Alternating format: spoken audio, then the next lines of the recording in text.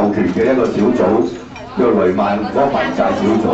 因為雷曼呢個債券咧，即係大家都知道雷曼執咗笠之後，破產之後咧，我哋香港有好多人原來買咗一種叫做迷債、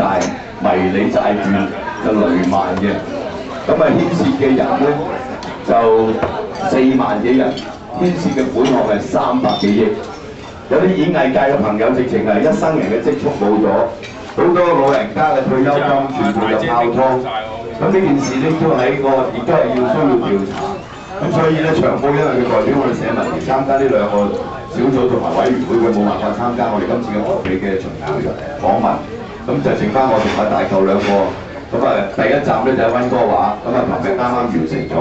今日咧就嚟到呢個卡加利，晏晝2點半咧，我哋有一個講座喺呢個奇英中心嗰度，咁啊晚上咧就喺呢度同大家見面。咁我哋今次嚟呢個美加咧有兩個目的嘅，第一我哋就係話嚟到向大家報告香港嗰個政制發展嘅情況，同埋社民連，即係我哋社會民主連線。喺民主派比較激進嘅呢一個組織，即係過去呢2-3年咧，香港究竟做咗啲咩嘢？或者對香港民主運動咧，究竟有咩貢獻？係嘛？當然亦都有好多人批評我哋，亦都有好多人圍剿我哋。咁但係我哋選擇咗呢一條道路，會再回頭嘅。咁啊，今晚咧，我哋喺呢個晚宴上面咧，我哋就想輕鬆啲，係嘛？咁啊，俾大家睇一睇我哋過去1年喺議會度搞風搞雨，咁啊，我哋有啲片段，大家可以睇下嘅。咁我哋放完一段片段，我哋又可以喺度講兩句，係嘛？即係氹下你開心嚇，解釋俾你聽點解要掟蕉掃場，係嘛？咁阿大嚿咧，佢喺我哋過去呢1年咧，即係喺議會裏邊咧，個表現而家好突出嘅。咁佢亦都為我哋即係好多即係基層嘅市民咧，去即係爭取佢嘅權益。咁啊，今日咧，我同佢一齊喺呢度咧，首先就好多謝大家，即係俾個機會我哋可以喺度同大家見下面，報一下我哋喺香港嘅情況。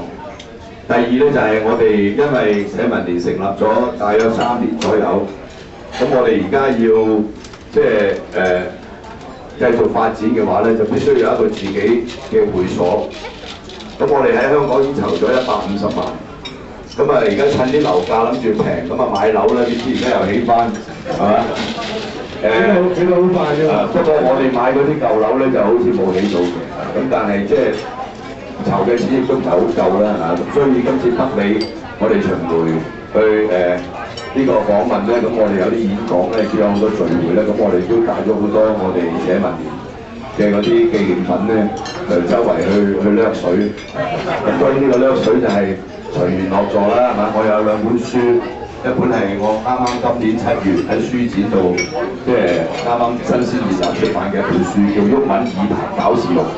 就係將我過去呢1年喺議會裏邊所有嘅發言記錄擺晒喺呢本書入邊嘅，即係亦都向我啲選民交代，我唔係冇做嘢嘅，唔係淨係識掃場掟蕉，係嘛？叫阿曾蔭權撲街，係嘛？我哋做咗好多嘢嘅。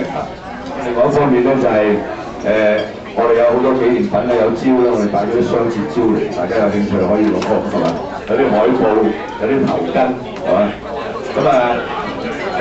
所以呢個北美嘅今次巡迴嘅即係訪問咧，就係個目的就係希望可以籌到啲錢啦，嚇。咁當然籌得幾多都唔知，咁啊盡量我哋去6個城市嘅，呢個係第2站，係嘛？咁啊希望大家咧，如果支持我哋社民連嘅，或者支持民主派，或者支持我哋過去一段好長嘅時間喺香港為呢個即係香港嘅民主奮鬥嘅，咁希望大家都可以一陣間咧，即係買下我哋啲紀念品啦，嚇隨緣落座。咁呢個係我哋今次北美之行嘅2個目的，咁喺呢度同大家做一個簡單報告，跟住咧請下大嚿又可以同大家講幾句。各位朋友好，咁咧就過去幾10年咧，我宣入卡城咧都即係冇10次都有8次㗎啦。咁我讀書時候嗰時就即係冇地方啦，嗰時讀書嘅地方就喺邊地平啊，咁啊都住咗幾年。咁啊好多時去溫哥華又好，即係我哋呢邊玩都好咧，都注入呢個家庭好多次咯。就每次嚟都係玩嘅性質。咁呢次係第一次咧，就用一個議員身份啦，即係個幫扶嘅形式同大家去講政治議題啦。咁啊，文采咧就中文寫書就出晒名㗎啦，咁大家都啱啱場。咁隻蕉同埋啲頭巾咧就係我負責整嘅，咁都係隨緣合作。咁咧就蕉咧就我哋嘅年代，李小龍年代啊嘛，咁啊即係雙節棍。咁啊毓民咧掟蕉咧就個蕉就成為呢個香港嘅即係重點嘅話題。咁啊，既然隻蕉即係咁有特色咧，咁我哋都要整一啲嘅紀念性嘅一啲嘅道具咧，咁啊等大家可以開心下。因為毓民即係創辦呢個嘅社民連嘅早期咧，嗰陣時我哋就強調係佢咧完全100%錯嘅，因為佢話呢個係冒犯性。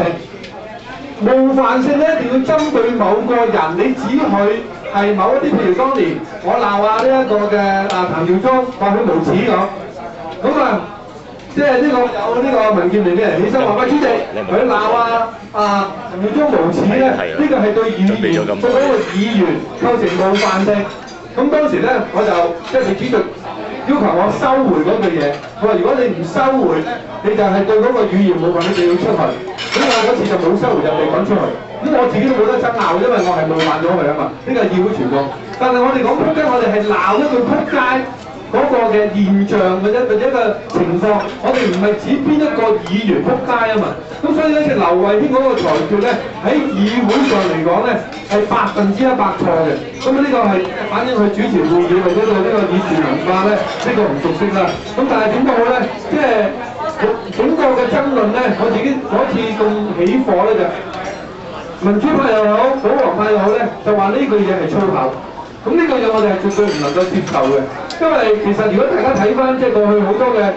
我喺甚至議事堂我都講翻好多電影係即係用過呢個詞句。